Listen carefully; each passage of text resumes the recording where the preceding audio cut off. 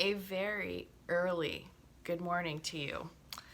I am about to start my travels to Sedona this morning. I'm at the Philadelphia Airport Marriott, and we are about to do lesson number 38. There is nothing my holiness cannot do. Your holiness reverses all laws of the world. It is beyond every restriction of time, space, distance, and limits of any kind. Your holiness is totally unlimited in its power because it establishes you as a son of God, at one with the mind of his Creator. Through your holiness, the power of God is made manifest. Through your holiness, the power of God is made available. And there is nothing the power of God cannot do.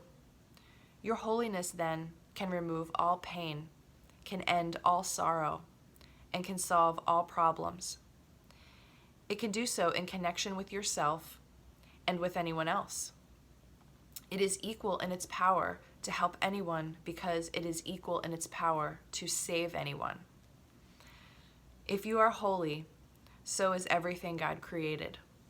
You are holy because all things he created are holy, and all things he created are holy because you are. In today's exercises, we will apply the power of your holiness to all problems, difficulties, or suffering in any form that you happen to think of in yourself or in someone else. We will make no distinctions because there are no distinctions.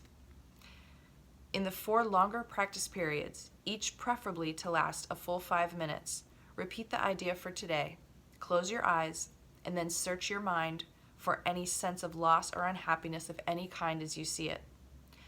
Try to make as little distinction as possible between a situation that is difficult for you and a situation that is difficult for someone else. Identify the situation specifically and also the name of the person concerned. Use this form in applying the idea for today. In the situation involving something in which I see myself, there is nothing my holiness cannot do. In the situation involving something in which someone else sees himself, there is nothing my holiness cannot do. So for me, it would be in a situation involving me only getting around 3 hours of sleep last night, in which I see myself, there is nothing my holiness cannot do.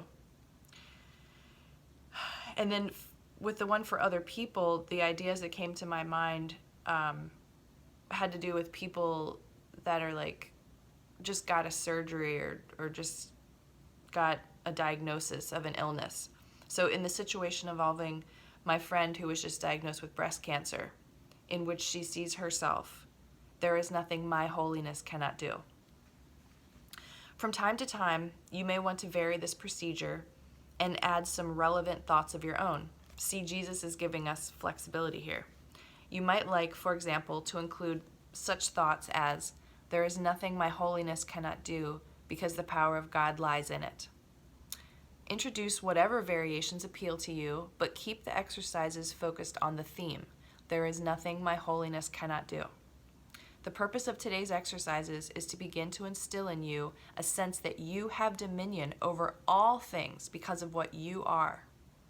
In the frequent shorter practice periods, apply the idea in its original form unless a specific problem concerning you or someone else arises or comes to mind.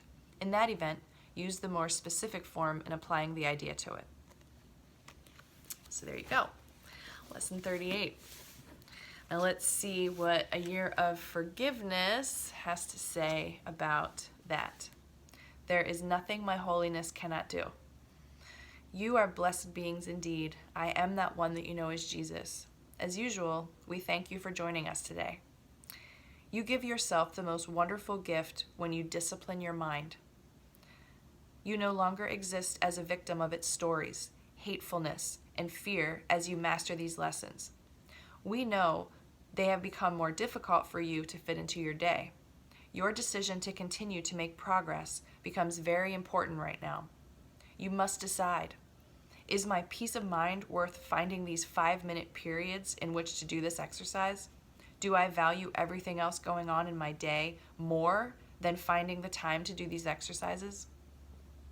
If you say to yourself, I am too busy with the problems and busyness of my current life to do these exercises, you tacitly say, my life will stay the same because I am not willing to do anything differently. It's an important thing for you to see. If you get to the end of your day and you have forgotten all the lessons, you didn't make the time, you must admit to yourself that your spiritual practice is not that important to you because you didn't think about it all day long. Many people, in regard to their spiritual practice, say, oh no, I'm a very spiritual person. I've read all these books, I believe in all these things. But when it comes down to the discipline of doing the lessons, the mind becomes occupied with worldly matters, not spiritual matters. It's very important that you notice this if it happens to you. Don't berate yourself or condemn yourself, but witness, I went through 8 hours today and not once did I think about my spiritual life. I must reassess my definition of myself as a spiritual practitioner because for these 8 hours I wasn't. I was not paying attention. I was caught up in the momentum of my already existing material life. This is a hard lesson for many people because they view themselves as highly evolved spiritual students yet have no idea what's going on in their minds.